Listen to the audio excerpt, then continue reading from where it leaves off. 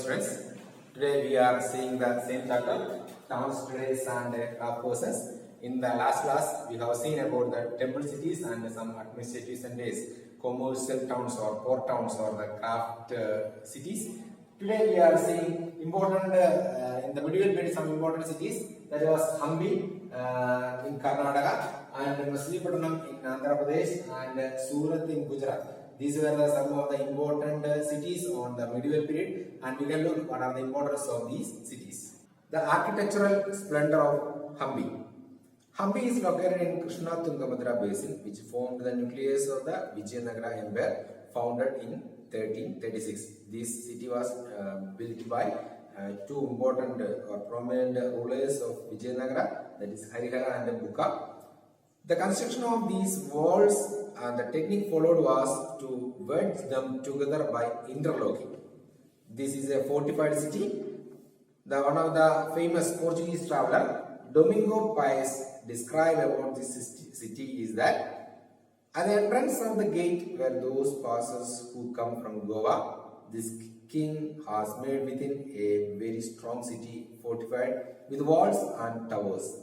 These walls are not like those of other cities, but are made of very strong masonry, such as would be found in few other parts, and inside very beautiful rows of buildings made after their manner with flat roofs. The architecture of Hampi was distinctive. The buildings of royal complex had splendid arcs, domes, and pillared halls with the niches of holding sculptures. In its heyday in the 15th and 16th centuries, Hampi bustled with commercial and cultural activities. Muslim merchants, chettis and agents of European traders such as the Portuguese thronged the markets of Hampi. Temples were the hub of cultural activities, and Devadasis or the temple dances performed before the deity, royalty and masses in the many pillared halls in the Virabhasha, a form of Shiva temple. The Mahanavami festival, known today as Navaratri in the south, was one of the most important festivals celebrated at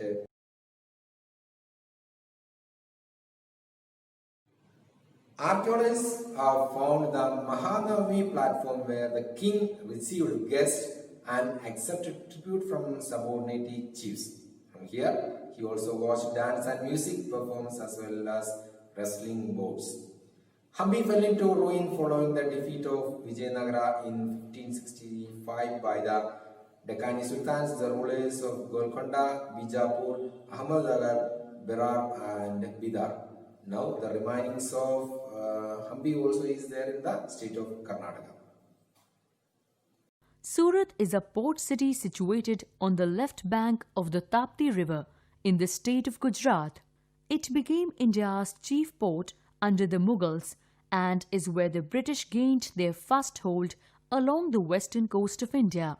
Surat was an important centre of the textile trade. Apart from British, French, Portuguese and Dutch also established factories in Surat. Surat eclipsed Cambay as the major port of western India.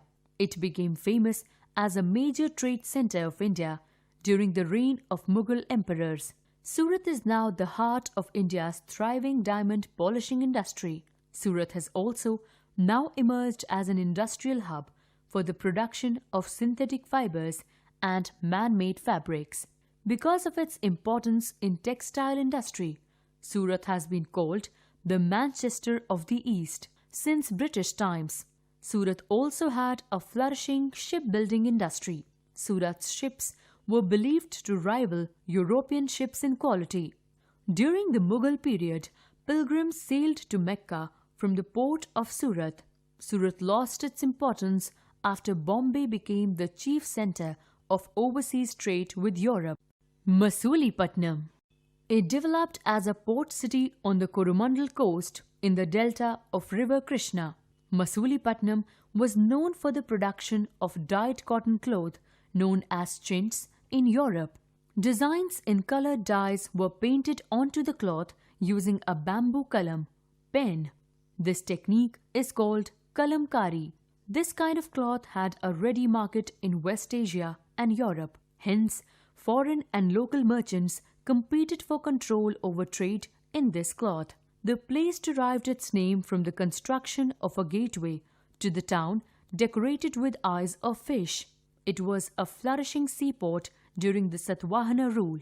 It is also one of the earliest known British settlements in Indian subcontinent. It was British East India Company's first trading port on the Coromandel coast. In the 17th century, the Dutch, the English, and the French established trade settlement in Masulipatam.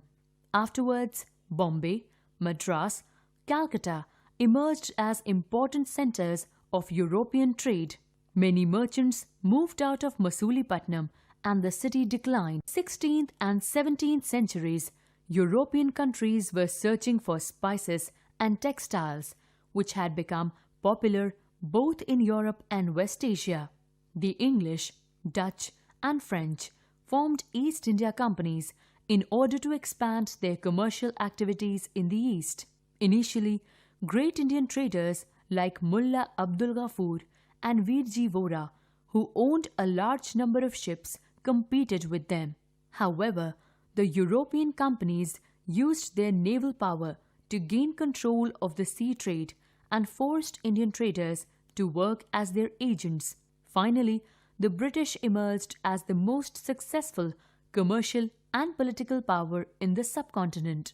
The increase in demand for textiles goods led to a great expansion of the crafts of spinning, weaving, bleaching, and dyeing.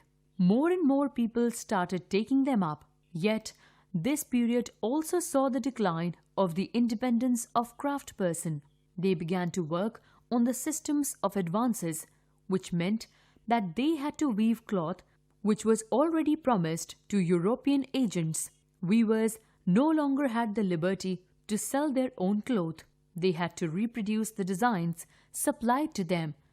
In the 15th century, some European sailors traveled through all the nations, and one of the famous traveler from Portugal, that is Vasco da Gama, reached at India, and Christopher Columbus also he reached some other lands, and he reached at the West Indies. And we can look, Vasco da Gama, a Portuguese traveler, sailed down to the African coast and went down to the Cape of Good Hope and crossed over to the Indian Ocean.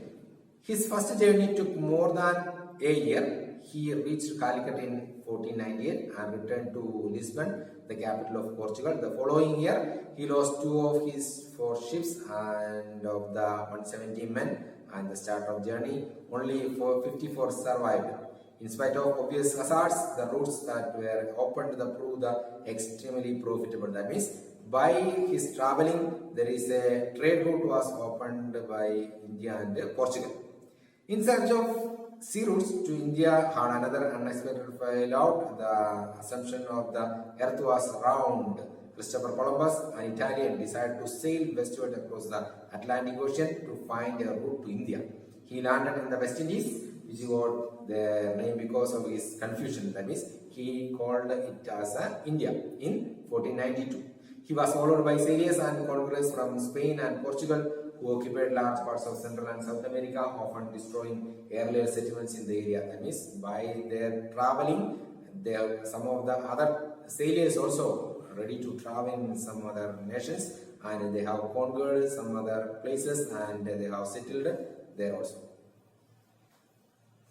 Dear students, in this chapter we have discussed about the temple towns and some of the administrative centers and pilgrimage centers and port towns and commercial cities and important centers of Hampi, Masulipatam, Surat, and some of the travelers, their views about the cities and some of the trade routes founded by the travelers. Those things we have seen in this chapter. Read the textbook carefully and do the exercise in the textbook and note down your question answers in your notebook.